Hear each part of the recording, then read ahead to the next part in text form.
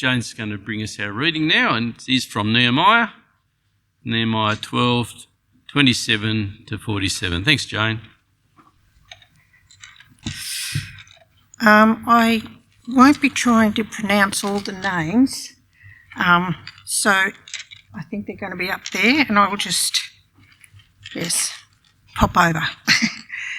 Now, at the dedication of the wall of Jerusalem, they sought out the Levites in all their places to bring them to Jerusalem to celebrate the dedication with gladness, both with thanksgiving and singing, with cymbals and stringed instruments and harps.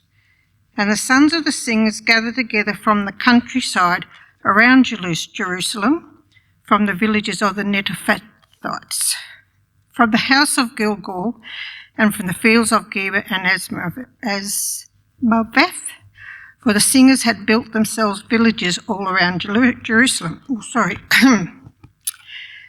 So I brought the leaders of Judah up on the wall and appointed 2 large thanksgiving choirs. One went to the right hand on the wall towards the refuse gate. By the fountain gate in front of them, they went up the stairs of the city of David on the stairway of the wall beyond the house of David as far as the water gate eastward.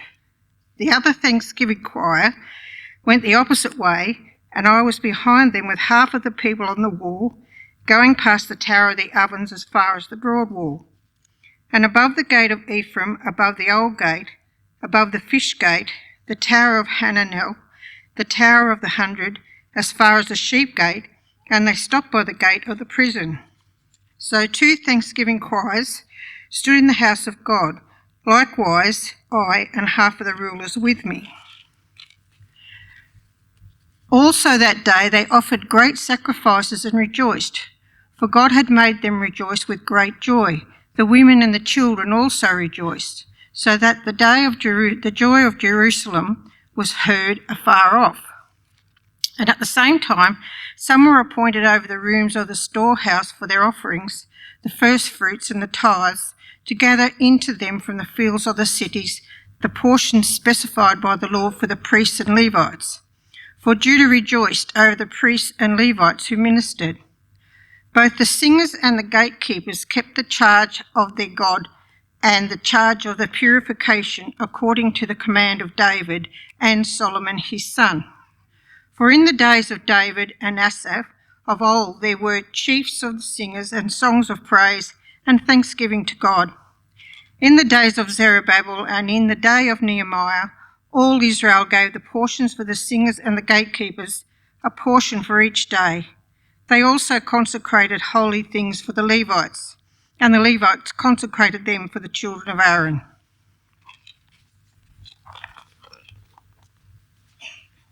Thanks, Jane. Much appreciated.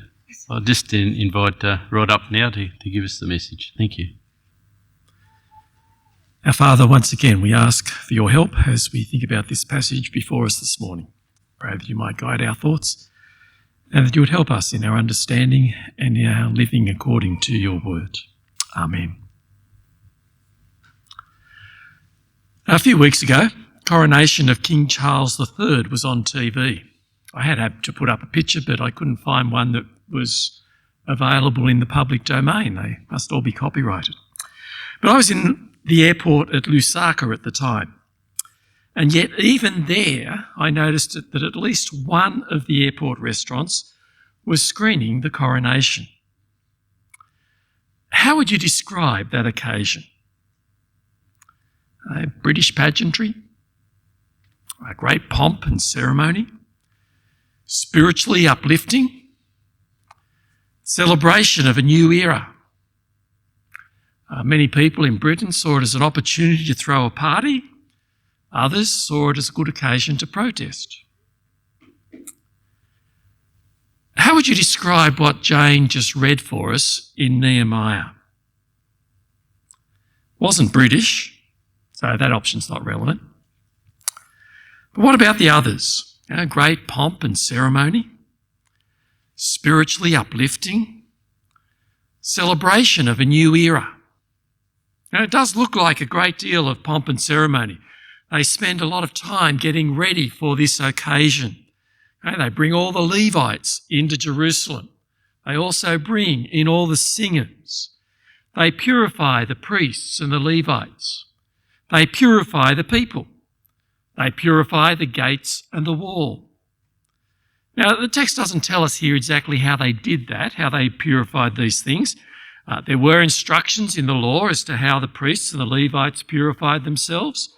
There are other examples earlier of what people did to purify themselves, like what they did when they were at Mount Sinai about 1,000 years earlier. And there are instructions in the law about how to purify various objects as well. So we can make some pretty good guesses about what they did here, but the narrator doesn't give us those sorts of details of the what and the how. He simply tells us they did it. And they didn't just turn up on the day. They got themselves ready for this important occasion. And the occasion itself does have a level of pageantry. There are these two choirs walking around the walls, on top of the wall. One goes anti-clockwise, led by Ezra. The other goes clockwise, led by Nehemiah. And there are all sorts of musical instruments. And all the leaders are up there as well. And they meet up at the gate of the guard at the other end of the wall. And then they go down into the temple courts and they continue their singing. And they offer great sacrifices. But I don't think the emphasis is on the pageantry. Rather, it's on God. And we can see that by the use of two particular word groups, thanksgiving and joy. Right, verse 27. At the dedication of the wall of Jerusalem, the Levites sought out from where they lived and were brought to Jerusalem to celebrate joyfully the dedication with songs of thanksgiving and with the music of cymbals, harps and lyres. Then again in verse 31, so I had the leaders of Judah go up on top of the wall. I also assigned 2 large choirs to give thanks. Verse 38, the second choir proceeded in the opposite direction. Now that's a little bit misleading there because the Hebrew word that's used here is the same one that was used in verse 31. And it actually means thanksgivings or confessions. In verse 31, you see Nehemiah assigns 2 large thanksgivings. In verse 38, it's the second thanksgiving that proceeds in the opposite direction. And verse 40 uses the same word yet again. On that, the 2 choirs, that is the 2 choirs that gave thanks, the 2 thanksgivings took their places in the house of God. And then in verse 43, to sort of sum up the whole occasion, on that day they offered great sacrifices, rejoicing because God had given them great joy. The women and the children also rejoiced, and the sound of rejoicing in Jerusalem could be heard far away. So these people are celebrating what God's done for them.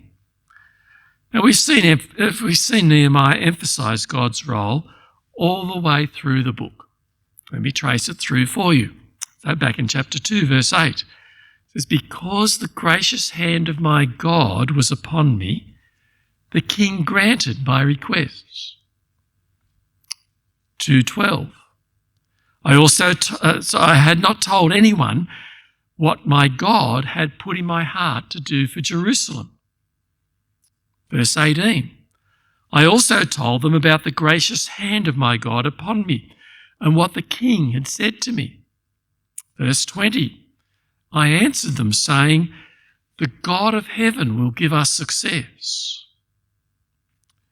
In Nehemiah 4, we read about the opposition from Sanballat, Tobiah and others. How does Nehemiah respond? Well, he prays, and the people pray along with him. And then they get on with the work, and then he says in chapter 4, verse 14, when our enemies heard that we were aware of their plot and that God had frustrated it, we all returned to the wall, each to his own work. And again in verse 20, says, whenever you hear the sound of the trumpet, join us here. Our God will fight for us. And so they continue on with the building and they finish. And in Nehemiah chapter 6, we read, so the wall was completed on the 25th of Elul in 52 days. When all our enemies heard about this, all the surrounding nations were afraid and lost their self-confidence because they realised that this was work that had been done with the help of our God. In the next chapter, chapter 7, now the city was large and spacious, but there were few people in it. Houses had not yet been rebuilt. So my God put it into my heart to assemble the nobles, the officials, and the common people for registration by families. And in chapters 8 and 9, we read that they spent a lot of time listening to Ezra, reading them the law, God's law, to them, and that led to a prayer of confession. And in that prayer, again and again and again, they acknowledge God's greatness, God's faithfulness, God's mercy to them. So the book of Nehemiah opens with Nehemiah receiving a report about the conditions in Jerusalem and the province of Judah. They said to me, those who survived the exile and are back in the province are in great trouble and disgrace. The wall of Jerusalem is broken down. Its gates have been burned with fire. See, by the time we get to this chapter 12, to where we are today, that situation's changed. The disgrace of the city is now removed because the walls are rebuilt and the gates are in place. And the disgrace of the people is now removed because they've repented and they've recommitted themselves to live under their covenant with God. And so it's highly appropriate that they have this great celebration where they thank God for what he has done for them. It's not surprising that it's an occasion of great joy. See, much has happened in a relatively short period of time, and God has done it. God has not abandoned them. God is still working to fulfill his promises through this people and to restore them after their exile in Babylon. Now, the job isn't finished yet. They're still under foreign rule. They're still paying taxes to the Persians. And nothing's said here about improved economic conditions or greater rainfall or larger crops or anything like that. Those things aren't the focus. The focus is on their thanksgiving to God for his faithfulness to this point. And they still anticipate what God is going to do to fulfill his promises in the future. See, as with chapters 9 and 10, it again looks like this is a positive example that Nehemiah reports, an example that's held up as something that is good for us to do. And it's the sort of example that we see in many places in the Bible. Even more than that, it's actually an attitude that the New Testament encourages us to have as believers. So, for example, Philippians chapter 4, verse 4. It's rejoice in the Lord always. I'll say it again, rejoice. Let your gentleness be evident to all. The Lord is near. Don't be anxious about anything, but in everything, by prayer and petition, with thanksgiving, present your requests to God.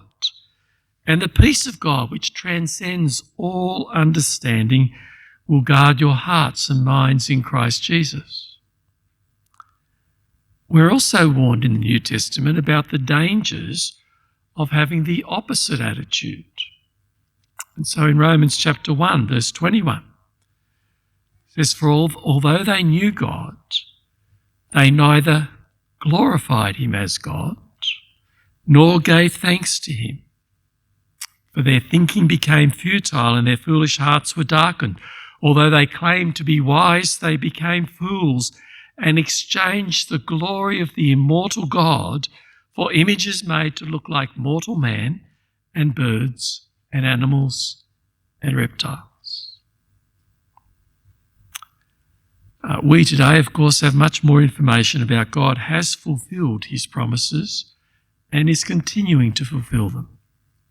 See, God's promise is always centred on Jesus and what he would do for us at the cross. See, that's where God fulfilled his promise all the way back from Genesis 3, where he dealt with that problem of Genesis 3, the problem of our rebellion against him. And he made it possible for us to have a restored relationship with himself and to receive all the benefits that come from that restored relationship. Forgiveness of our rebellion, entry into his eternal kingdom, adoption into his family, his Spirit transforming us from within, understanding his purposes within his world, and fellowship with his people. I mean, you and I, we've got so much to be thankful for, so much for which to praise God. I think this is something we need to remind ourselves of in our culture. I'm reminded of it whenever I visit a country in the majority world. My impression is that they are so much more thankful than we are, and they have so much less. I think it's because our culture encourages a sense of entitlement rather than a spirit of gratitude. A woman spoke to me about this over 30 years ago. She said that when she got married, people saved hard to get the deposit for a house. And that's all they could save up. They didn't have any money left over to furnish the house when they moved in. And so they moved in with bare floorboards, wooden crates that they used for tables and chairs. She said that now young people expect to have it all. And they drive their fancy cars, go on their overseas holidays, and then they get married and they expect to be able to move in with plush carpets on the floors, an expensive dining room suite and leather lounge chairs. That was 30 years ago. One generation's luxuries become the next generation's necessities. At the moment, our news reports are full of stories about the increased cost of living. You can hardly miss it, can you? And they quote the statistics that support that. And yet at the same time, they've also reported that the statistics are showing that people are spending an increased amount on dining out, entertainment and holidays. So much so that they think it's likely we're going to have some more interest rate hikes. So our media has a vested interest in negative stories. I mean, that's what makes for sensational headlines. It's what gets our attention. It's what makes for compelling reading. And so they like to encourage complaints and negativity. One of the results of that is that they teach us this sense of entitlement, that we can have our cake and eat it as well. And they tell us about the dangers of not reducing our carbon footprints, but they also teach us to expect governments to actually do that without any personal cost, like increased power bills. They complained about the government not handing out enough money during the COVID pandemic, but then they're also complaining now when, because they handed out so much money, we've got inflation. They warn us of the dangers of our increasing national debt, but they expect governments to be able to rein that in while providing more goods and services and not increasing our taxes. So that's the culture that we live in. And I wonder how much of it influences our thinking as Christians. And do we also have a sense of entitlement when it comes to God? Have we somehow come to believe that God owes us salvation? I mean, not in the sense that he owes us because of what we've done. We know the gospel well enough to know that we can't earn our salvation. We're not saved by our own works. But in the sense that we simply expect that salvation is something God should provide. It's the sort of thing we should expect God to do because we're entitled to it, aren't we? It's no big deal. Have we sort of lost the sense of amazing out of amazing grace, God's amazing grace? I think many of us need to work hard to remember that. I mean, I know I do. I need to remind myself regularly that God's is truly amazing and that this is such a great salvation that he's given us. That it's astounding and that it should result in great joy and in much praise and thanksgiving. Our passage this morning has a further paragraph, one that describes the administrative arrangements about places to store the contributions, first fruits and tithes. It's not actually easy to decide what to do with this paragraph. Some think it begins a new section about the storerooms that goes through to the end of chapter 13 and verse 14. They think that Nehemiah's Remember Me prayer in verse 14 sort of finishes off this section. Others think that chapter 13 verse 1 begins a new section that deals with the problems that rose during the period when Nehemiah was back with the Persian king, and so that this paragraph must belong with the section we're looking at today. I'm not sure exactly who's right, but I do think that there are good reasons to treat verses 44 to 47 along with verses 27 to 43, because it also refers to joy and thanksgiving. Verse 44, at that time men were appointed to be in charge of the storerooms for the contributions, first fruits and tithes. From the fields around the towns they were to bring into the storerooms the portions required by the law for the priests and the Levites. For Judah was pleased, it's the same word group that's being used, was pleased with the ministering priests and Levites. And in verse 46, for long ago, in the days of David and Asaph, there had been the directors of the singers and for the songs of praise and thanksgiving to God. You see, in this paragraph, they make provision for the ongoing ministry at the temple. Now, it's one thing to have this great one-off celebration. It's a highly significant event. People would likely remember it for a long time. But a one-off event won't sustain your continuing ongoing relationship with God. That required something more regular, and the law had made provision for that. And this paragraph focuses on some of the aspects of those provisions. So the regular ministries at the temple, well, that required personnel, priests, Levites, singers, gatekeepers, those sorts of people. These people performed the service of their God and the service of purification. And these people needed to survive. They needed food and clothing, and the law provided for that. See, the rest of the people, they were to bring into the storerooms the contributions, the first fruits, and the tithes. Now, they could do that with a variety of attitudes. They could see it as a bit of a burden. Whatever I give to the temple, that's less for me to enjoy. They could see it as a payment for services rendered.